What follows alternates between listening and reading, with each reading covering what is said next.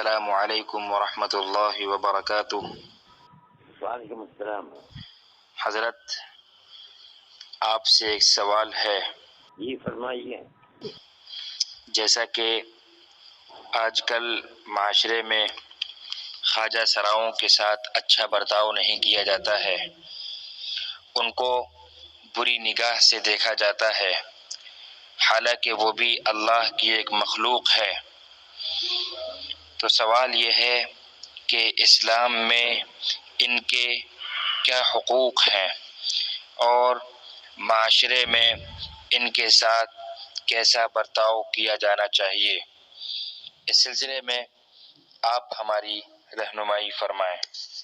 حقیقت کا مطلب ہے یہ آئیے جیسا اور آدمی ہیں ویسے ان کے بھی حقوق ہیں، جو ان میں غریب ہیں ان کو کھانا کھلاؤ، جو پڑوسی ہیں ان کی مدد کرو، اور کیا ہے۔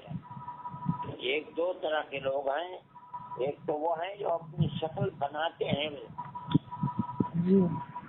ایک وہ ہیں کہ جو قدرتی ہوتے ہی ہیں، جو بناتے ہیں، مرد ہیں اور عورتوں کی شکل بناتے ہیں، عورتیں ہیں مردوں کی شکل بناتے ہیں، ان کے لیے تو بہت عذاب ہے اور ان کے اوپر لعنت بھیجی گئی ہے۔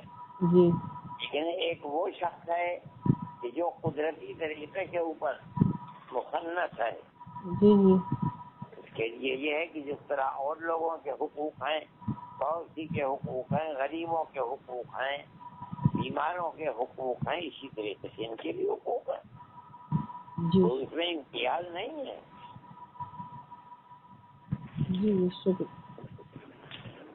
السلام علیکم۔